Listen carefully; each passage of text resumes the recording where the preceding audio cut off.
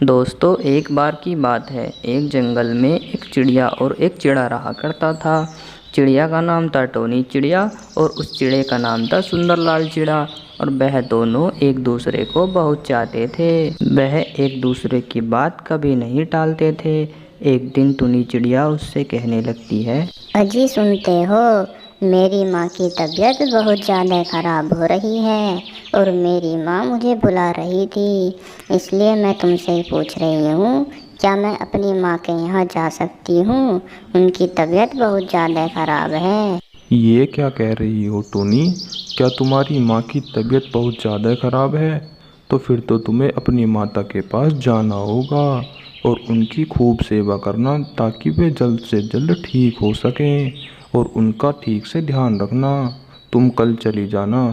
ठीक है, तुम कहते हो तो मैं कल चली जाऊंगी और अपनी माता की सेवा खूब करूंगी जिससे वह जल्दी ठीक हो जाएं और मैं अपने घर सवेरा आ सकूं।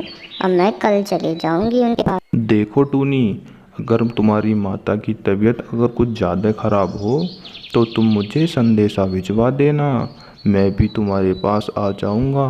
अगर ज़्यादा तबीयत ख़राब हुई तो दिक्कत हो सकती है। इतनी बात सुनकर टूनी चिड़िया बहुत खुश होती है कि उसका पति हमेशा उसका साथ देता है। वह उसका साथ कभी नहीं छोड़ता। टूनी चिड़िया ये सोचकर बहुत ज़्यादा खुश होती है। और फिर अगले दिन सुनो टूनी, तुम अपनी माता के यहाँ जा तो रही हो, लेकिन ध्यान से जाना, क्योंकि तुम्हें अगर रास्ते में कुछ हो गया तो तुम्हारी माता की सेवा कौन करेगा? उनकी जान खतरे में आ सकती है। अरे तुम भी ना, तुम इसकी बिल्कुल भी टेंशन मत लो। मैं अपनी माता के यहाँ बहुत आराम के साथ जाऊंगी और माता की तबीयत ठीक होने के बाद मैं बहुत जल्द अपने घर लौट आऊंगी। और इतना कहकर टूनी चिड़िया अपनी माता के यहाँ के लिए चली जाती है। और सुंदरलाल चिड़े को यह परेशानी थी कि इसको कुछ हो ना जाए। वह उसी सोच में वहीं पर बैठा रहता है।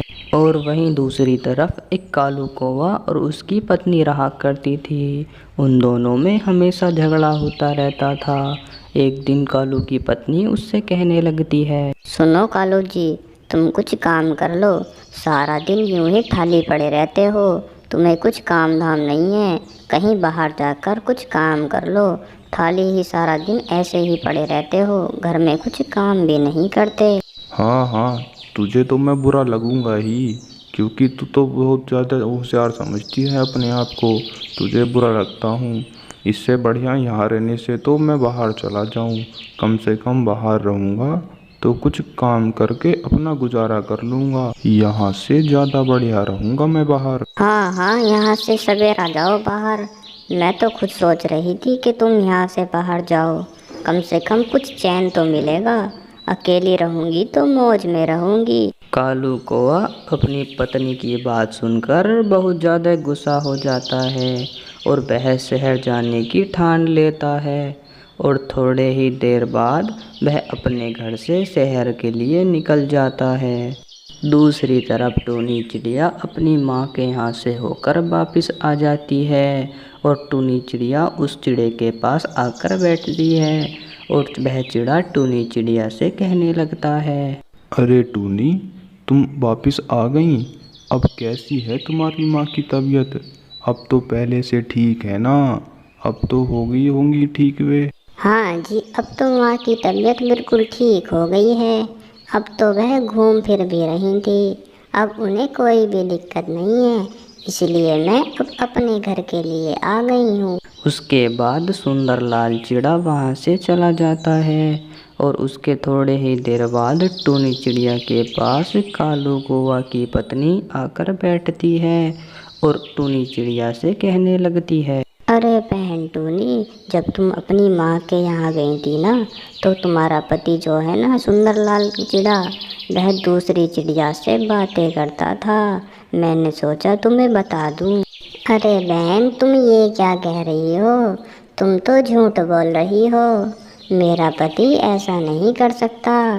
तुम जरूर झूठ बोल रही हो मुझसे। अरे मुझे झूठ बोलकर क्या मिलेगा? मैं तो तुम्हें सही बता रही हूँ। तुम अपने पति से पीछा छुड़ा लो। तुम्हारा पति तुम्हें धोखा दे रहा है। सुनो, तुम मेरे घर से अभी निकल जाओ।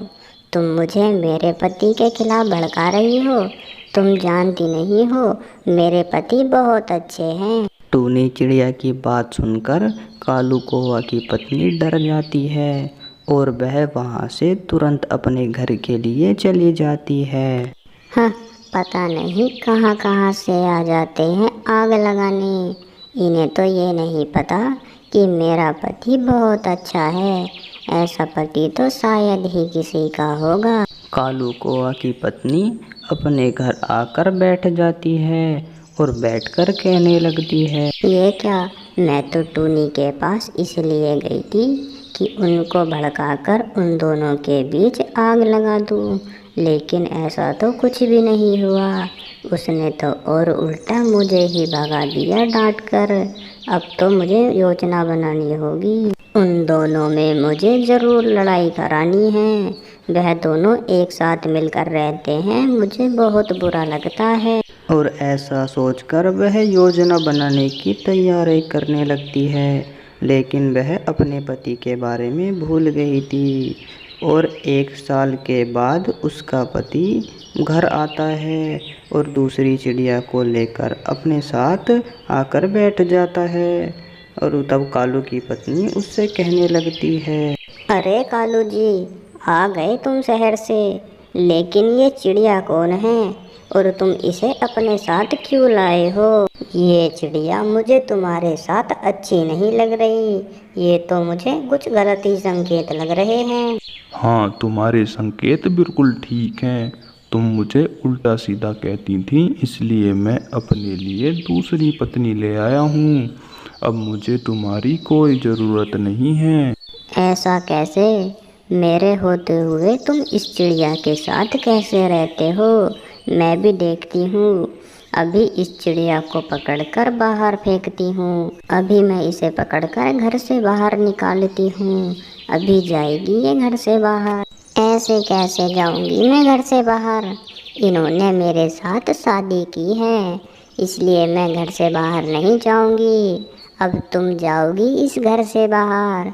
अभी निकलवाती हूँ मैं तुम्हें। सुनो, जैसा कि मीनू चिड़िया ने कहा है, तुम तुरंत इस घर से निकल जाओ। अब तुम्हारा इस घर में कुछ भी नहीं है। अब सारी चीज़ें मीनू चिड़िया की हैं। कालू कौवे की बात सुनकर कालू कौवे की पहली पत्नी अपने घर से बाहर चली जाती है और बाहर जाकर एक मैदान में बैठ जाती है और बैठकर भगवान से कहने लगती है, हे भगवान, ये मेरे साथ क्या हो गया? लगता है ये मेरे ही कर्मों का फल है, क्योंकि मैंने टूनी चिड़िया के घर में आग लगानी चाहिए, इसलिए मेरे साथ ही उल्टा हो गया। अब मेरे ही घर में आग लग गई। अब मुझे ही मेरे घर से मेरे पति ने बाहर निकाल दिया।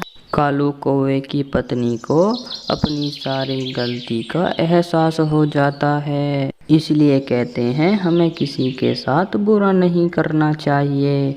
दोस्तों, वीडियो अच्छी लगी हो तो लाइक करें।